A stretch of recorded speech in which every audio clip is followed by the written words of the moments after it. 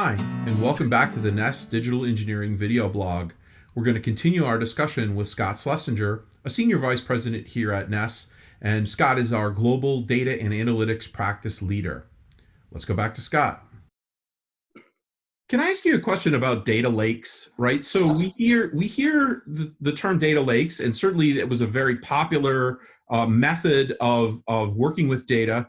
You then sometimes heard those things transformed into data swamps, right? Yep. Is a term I've heard. So could you please just explain a little bit about what do customers do with data lakes, right? I understand data lakes typically keep information in native format, whatever kind of format it is that comes in there. But I also know that a lot of customers are using data lakes as part of their data warehousing pipeline and managing a lot of their cleansing activities and things in the data lakes as part of the pipeline into the data warehouse.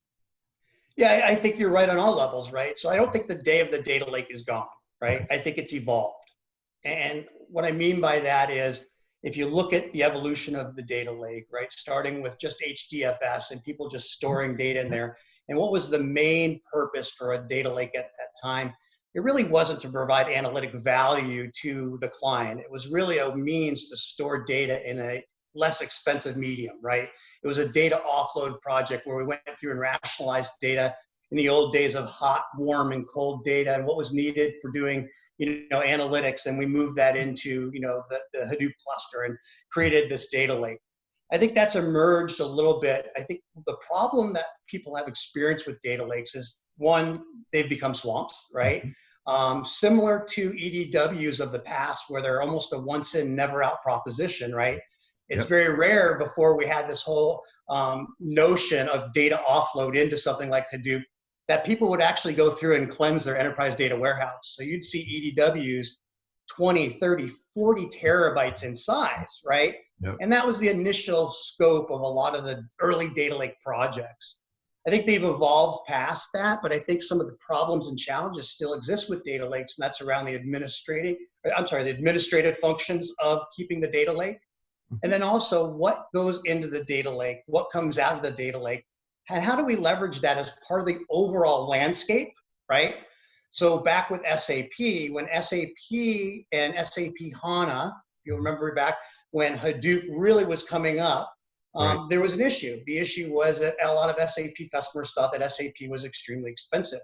So in partnering those two technologies together, Hadoop and SAP HANA, they were able to have the power and flexibility of this great analytics engine, an accelerator and platform from SAP for these SAP customers who had come to rely upon it. And then the value and benefit of the data lake, taking some of that load and the cost away. And then using something like SAP HANA Vora, if you remember that technology, which really brought the two together. So I go back to my whole thing about kind of talking about platforms, right? And programs. And it's really the unification of the data, right, versus data in silos. And that has been one of the challenges, I think, that we've seen with data lakes, is they tend to be siloed within departments, within organizations, and not readily available across the organization. Right. Whereas potentially leveraging a cloud-based solution like something like Snowflake or a Redshift would give access to a larger group of people and offer more analytic value to the masses in a self-service way. So as you know, a large portion of my customer base, the people I talk to on a regular basis, are very interested in the digital operations space. And from data, I think I really see two main places that people use data in that world, right? And the first one is at the agent level, trying to understand what's the issue, right? Did it come in from monitoring or came in from a customer? How do I prioritize that?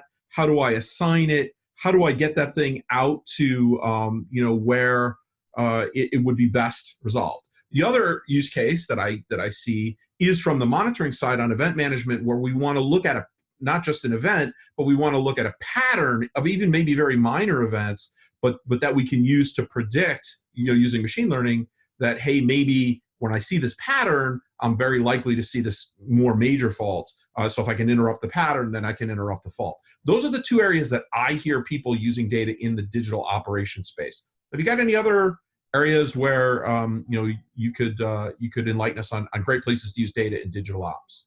Absolutely. And I think you hit on one of them, right? I think sensors is just an absolute opportunity for collection of data, relevant data that humans just would not be able to get enough of that data in the right time frame in order to make sense of it, right? So think of an oil field company, right? Pipes, valves, fittings. I'm not an oil expert, but they have all different parts that could break and cause a catastrophic failure, right? So what if we had downhole sensors that said, hey, you know what? Based on the manufacturer spec for this specific pipe, right? Based on the warranty information or the life cycle of this, the throughput that we're putting through it, all the different things that we can pull up through a sensor to be able to predict when something might fail. But then taking that one step further, Sean, and maybe even tying that into somebody's supply chain, right? So if you take a well offline, what's the cost to the driller, right? Millions, I mean, right? I'm not an expert in this space, but I can't imagine that's going to be an inexpensive proposition. It's millions a day. Yeah. Right? So Okay. if I knew ahead of time when something was likely to fail and I tied that into, let's say, an asset optimization solution to where I knew where my assets were to replace it, how long it was going to take to get there, and it was possibly already en route, kicked off by some triggering event, right? Leveraging all of this great technology, I've just saved myself potentially millions of dollars, and I could have avoided a catastrophic failure that may have been an ecological nightmare. Yeah, I mean, and in that sensor space, one of the other things that is up and coming, we haven't actually accomplished this yet, but it's certainly something we're working with customers on, is the idea of tracking real assets. So not things that have an IP address, typically. Yep. One example is we're working right now with a construction company that wants to track their construction equipment. And that's important for all of the maintenance reasons that you just referred to, but also for planning, right? When I'm starting a new construction job in a location, what equipment do I have to vector in there? When will I be able to release it to the next project? All of that kind of information, as well as all the preventative maintenance that has nothing to do with elapsed time, right? It has to do with Absolutely. miles and hours and cycles and all of those kind of things that we could only get from sensors. It's the only way you're going to get that data. And we're seeing some really cool projects out there. There's a lot of up and coming companies leveraging drones, right? So there's drone companies out there that we can partner with. Did a project years ago where leveraged drones to fly over telecommunication towers to be able to do some predictive asset maintenance by taking thousands of pictures and being able to ingest these pictures and make sense from these, leveraging advanced analytics and machine learning, something we could never do, right, with a naked eye and a human being.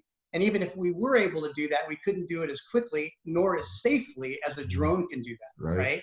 And so it's really where AI and ML is augmenting the human experience and really helping us be more productive, right? People always have that discussion, is AI going to replace the human? And I say, no, it's going to make our jobs not only easier, but also safer in the long run. Please stay tuned to the Nest channel for some more episodes from my interview with Scott. Thank you very much.